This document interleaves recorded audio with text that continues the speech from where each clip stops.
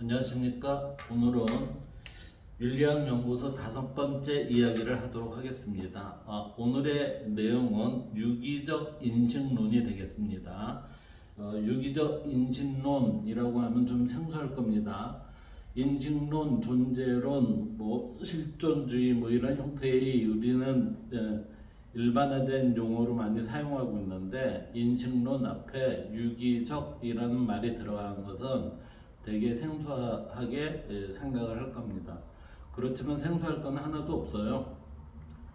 우리가 없었던 얘기가 아니라 있었던 사실에 대한 얘기인데, 그 부분을 우리가 인지를 못했기 때문에 이게 이런 게 있었나 이렇게 생각을 할 뿐입니다. 자, 이제 인식론이라는 거에 대해서 먼저 잠깐 살펴보고 그 다음 본론으로 들어가도록 하겠습니다. 우리가 얘기하는 일반적인 인식론이라고 얘기하는 것은 에피스테몰로지 또는 시오리 오브 논리지라고 해서 지식에 대한 하나의 암 또는 지식의 본성과 범위, 이것을 연구하는 철학의 분과 이런 것을 이제 인식론이라고 우리는 정의를 하고, 이것을 지식론이라고 부르기도 한다고 되어 있습니다. 그래서 여기에서는 주로 사람이 무언가를 안다는 게 어떤 것인지, 그리고 사람이 무언가를 어떻게 알 수 있는지, 참과 거짓은 어떻게 분별하는지 등을 탐구하는 게 주된 과제였어요.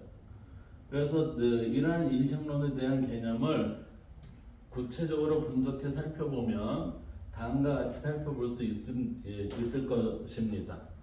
자, 우리는 이 위에서 첫 번째, 두 번째 해서 제가 번호를 붙여놨는데, 이 첫 번째 인식론을 암 혹은 두 번째의 지식의 본성과 범위를 연구하는 철학의 분과, 이렇게 갖고 둘로 해서 지금 이 분류를 해놓은 상태에서 이야기를 진행을 하도록 하겠습니다.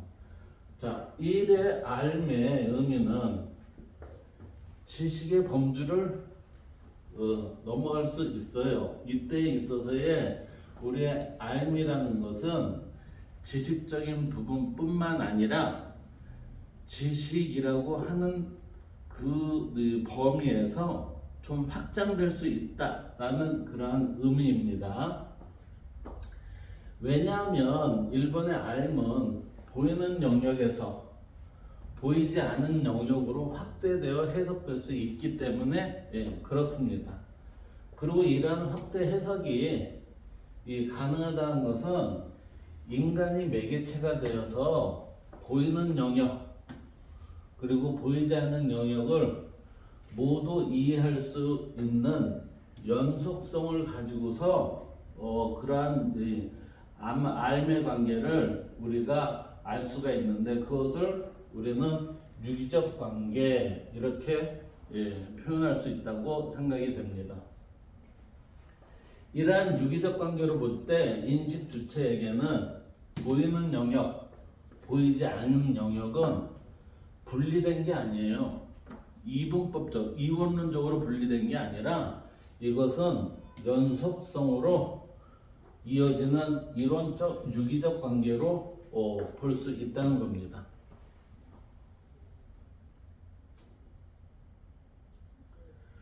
반면에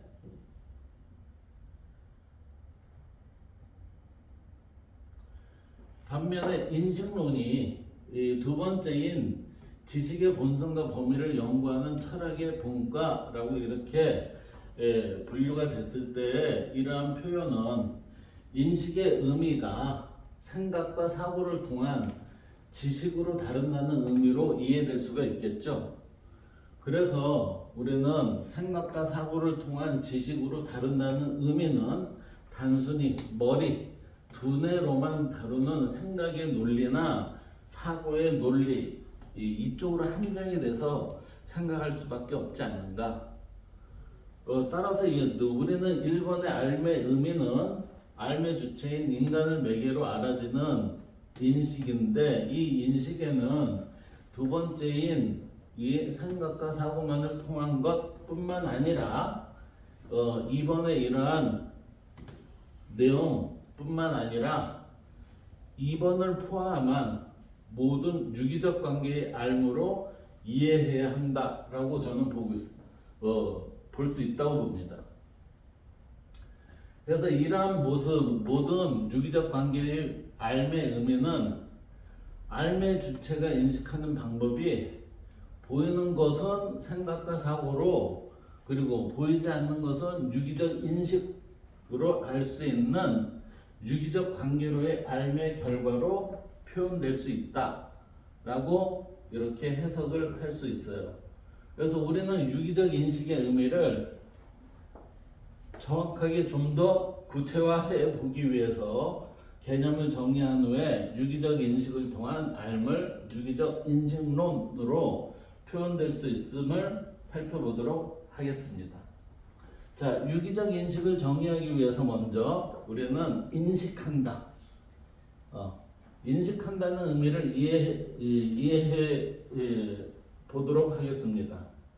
자, 인식한다의 의미는 인식 주체에게, 그러니까 생각은 어떤 것을 보고 느끼고 생각하는 그 사람이, 즉 내가, 인식 대상이 내가 아닌 나 이외의 모든 것이 인식 대상이 되겠죠. 인식 대상이 있을 때 인식하는 행위가 이루어지는 것을 우리는 인식한다, 이렇게 표현을 할 수 있어요. 이러한 인식 행위는 인식 주체를 통한 내가 인식 대상에 따른 인식됨의 알을 형성하게 되겠죠. 누구한테요? 나한테. 인식 주체한테.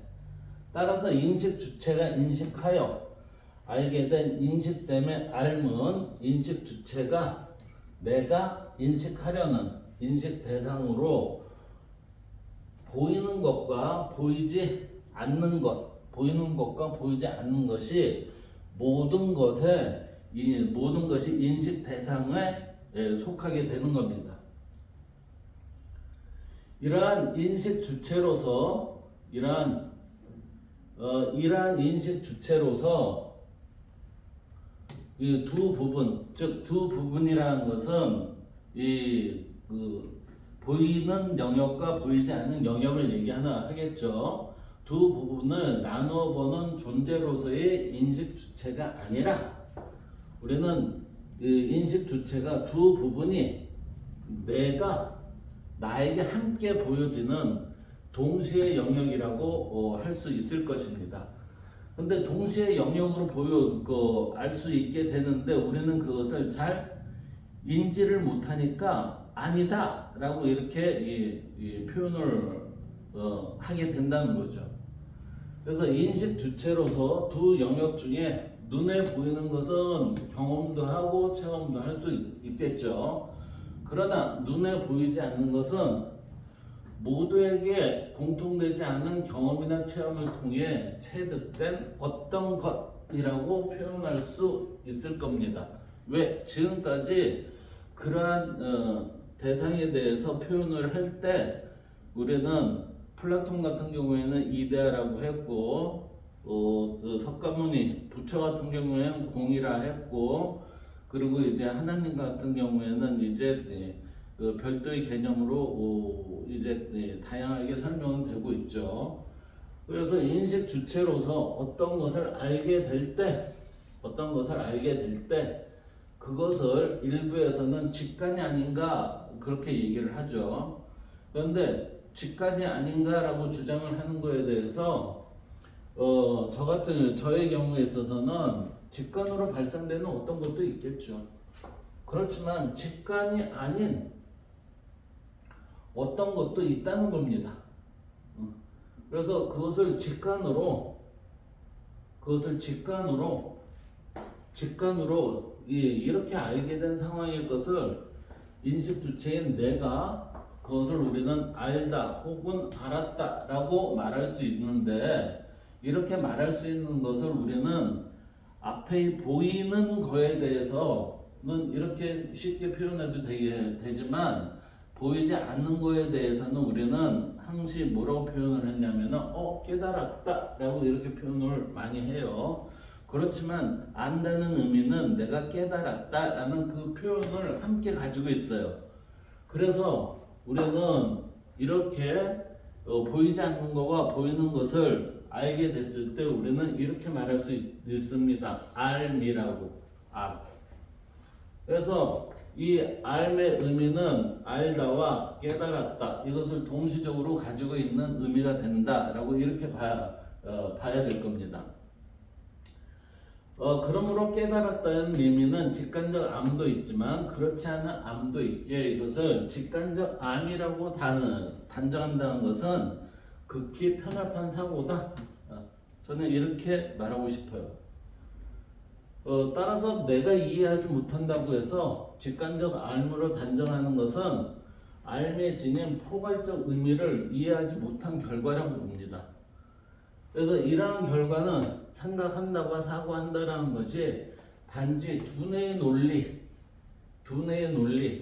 이게 서양에서 이제 주로 많이 학문적으로 공부를 했을 때 우리는 생각한다, 사고한다 그 결과의 논리를 우리는 펴나가는 걸 가지고 우리는 많이 공부를 해오고 그것으로 인해서 새로운 사상과 철학, 그 다음에 주의, 무슨 이념 이런 것들이 만들어지기도 하죠. 그러나 이러한 두뇌의 논리의 모든 인식을 이해하고 결정되어진다는 것은 그건 매우 불행한 사건입니다. 이렇게 되면은 우리는 나중에 이제 이원론이라는 부분에서 다시 설명을 드릴 텐데 갈등과 분란의 씨앗을 얘가 가지고 있다 이렇게 저는 보고 있어요. 그래서 우리는 이러한 불행한 것을 이성적이라고 표현하며 또 합리적이라고 부르고 있으면서 이것을 굉장한 것으로 우리는 생각을 하고 있어요. 과연 이러한 생각의 논리, 사고의 논리가 이성에 부합하는 건 이성에 부합하는 합리적인 것이라고 주장할 수 있을까요? 저는 좀 다르게 생각을 하고 있어요. 그래서 이러한 이성과 합리적이라는 부분도 제가 별도로 나중에 다시 한번 윤리학 연구소에서 새로운 이야기로 제가 다뤄보도록 하겠습니다. 저는 개인적으로 이렇게 보는 부분에서 동의할 수 없습니다. 왜냐하면 세상을 이해하는 방식은 개인 주체가 내가 매개자가 되어 보이는 세계와 보이지 않는 세계를 어떠한 방법으로 보느냐에 따라 이원론적 사고를 하느냐 이론론적 사고를 하느냐라고 이렇게 우리는 지식적으로 나눠볼 수가 있을 겁니다. 여기에서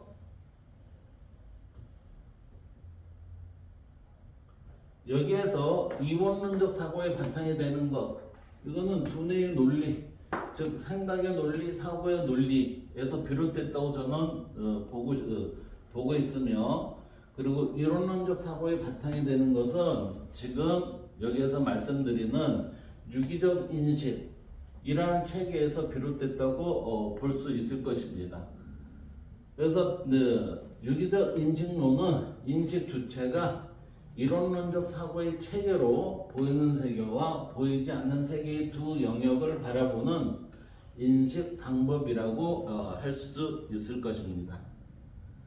보이는 세계와 보이지 않는 세계의 두 영역을 바라보는 인식 방법으로 우리는 이것을 제가 좀 붙인 얘기인데 유기적 인식론이라는 말로 표현하고 있으며 이러한 표현을 두 가지 형식으로 우리는 사례를 살펴볼 수 있습니다.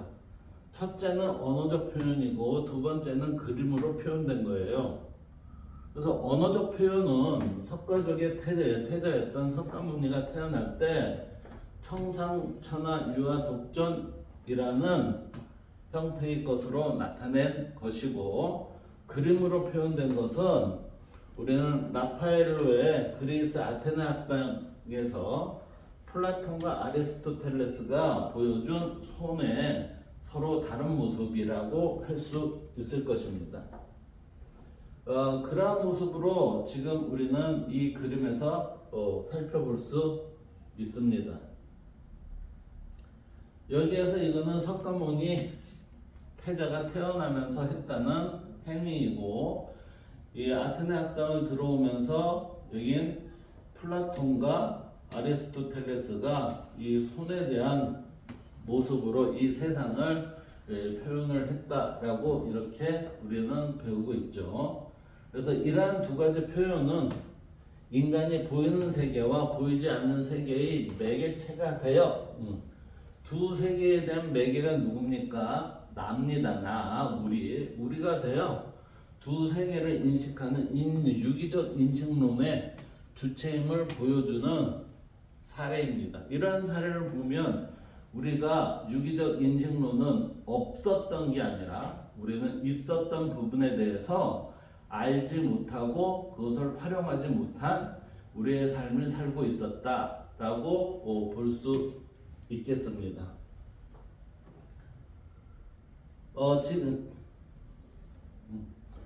지금까지 유기적 인식론에 대해서 우리는 살펴봤습니다. 다음 시간에는 윤리학 연구소 6번째 이야기로 만나 뵈도록 하겠습니다.